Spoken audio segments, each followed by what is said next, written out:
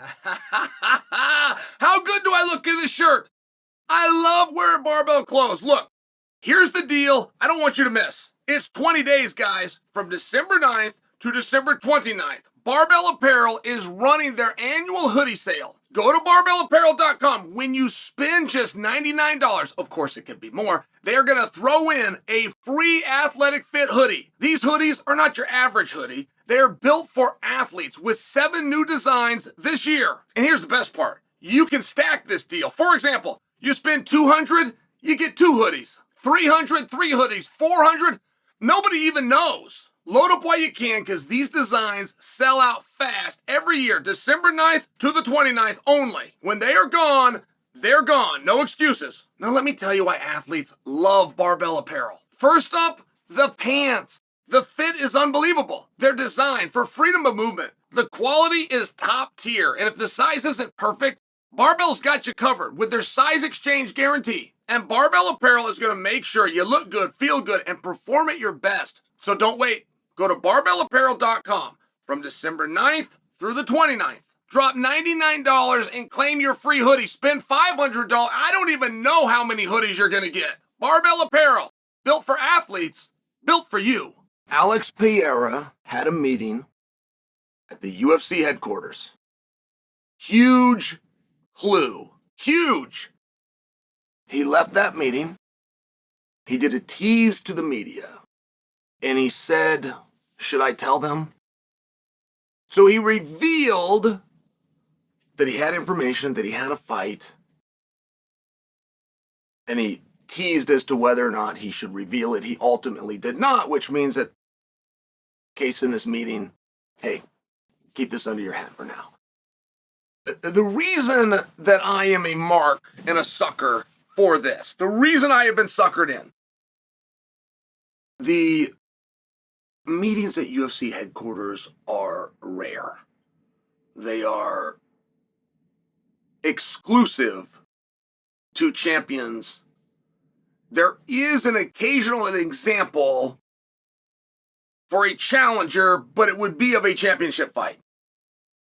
There is not an example where they were called in to the boss's office. They don't know why they're getting called in. And this is a whole thing. When this happens, you will be contacted by somebody else informing you that there is a ticket at the counter and you are to be at the airport, which is bringing you to Vegas. You will go out there and not know why. When you get to baggage claim, there will be a sign with your name. You will get in the car and it will take you to the place where an escort will guide you to the office. I mean, just so you understand what this is like. It's a thing. It's a whole thing. And they don't bring you in to workshop ideas. You get brought in when an idea is done. Now, I'm only sharing for you that. Let me give you an example, okay? Pereira just fought Roundtree. He did not get brought into the office. Before that, Pereira saved a landmark event, International Fight Week, which is very special to Dana's heart because so many of you come out for the entire week. It's a very special thing. Alex Pereira saved it. In a main event spot, he did not get brought into the office. Back up. Alex Pereira headlined what at least in theory was to be the greatest and biggest mixed martial arts event of all time, UFC 300, against a former world champ. I mean, they brought this, the Jamal Hill. Nobody even knew Jamal was back.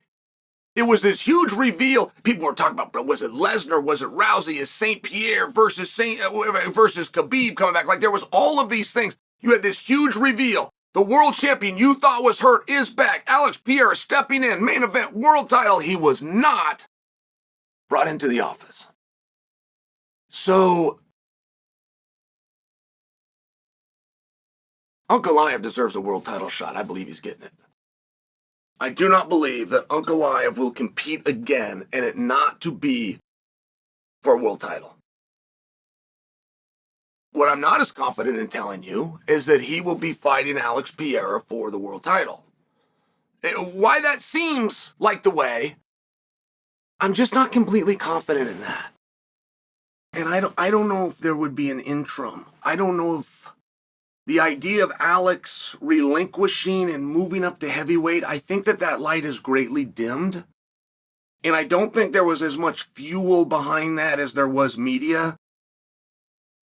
I don't know if there was ever a plan. I think Alex and 205 and onward with Ankalaev, and I think all of that was just as we saw. I don't know what this meeting was about. I know he did not get brought in to the office to fight Ankalaev. And that isn't as a dismissive to Ankalaev. It would seem as though he's going to fight Ankalaev. The rankings would support it. The media would support it. Ankalaev and Pereira have agreed publicly to do it. There would not be a meeting about it, is what I'm sharing for you. There would not be a walk out of the office, reveal that there was a meeting. I've got something really big. Oh, by the way, it's the most obvious thing that you're all thinking. It's the number one contender. It just wouldn't go like that. It just wouldn't. Now, I shared some inside scoop with you guys that there was talks and a desire. To what level that appetite, I don't know. Pereira versus Aspinall. That's true. That happened.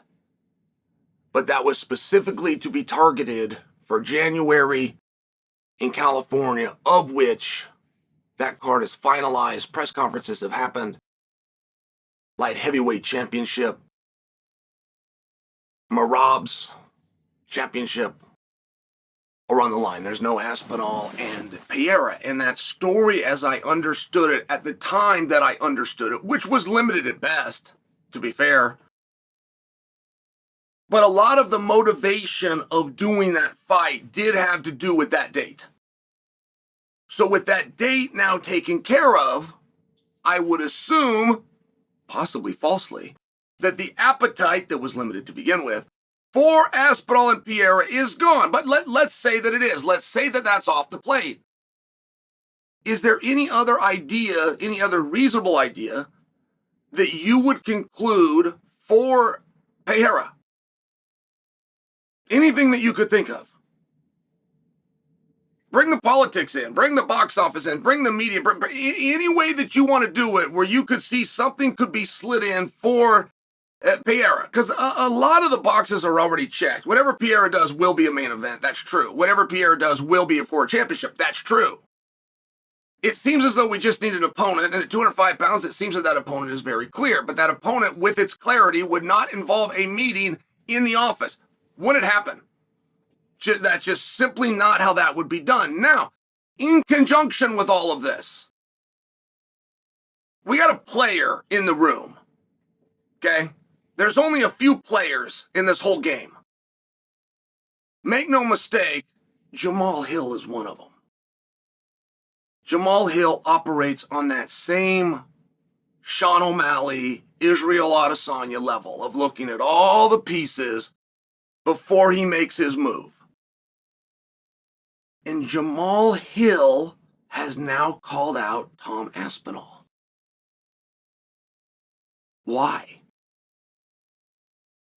I don't have the answers for you guys. I don't have the answers right here. But we can at least start looking in the right direction. And by the way, isn't it more fun? We could call Jamal right now and find out. We could call Dana right now and find out. We don't want to do it. We want to sit around and guess. But I do want you to take these clues. I want you to take the clues that you have, and I want you to start forming something. Why would Jamal call out Aspinall? Jamal never wastes bullets, ever. You could not show me a time where he's come out and wasted effort.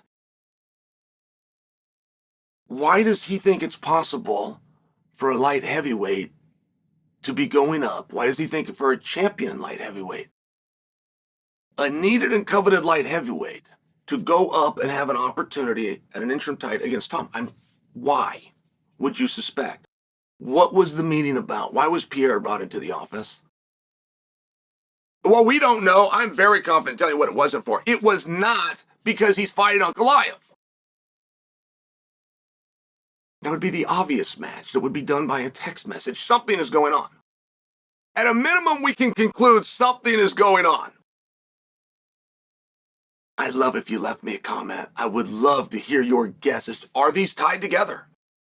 Does Jamal believing there's an opportunity for a coveted light heavyweight at heavyweight, does that have anything to do with Pereira's meeting? Whether that took some players off the board, so now Jamal's looking for something else to do. Whether they all work together, so Jamal thinks, okay, here's the direction. If it's good enough for him, it's good enough for me. Are they untied together? Something is going on. What do you think it is?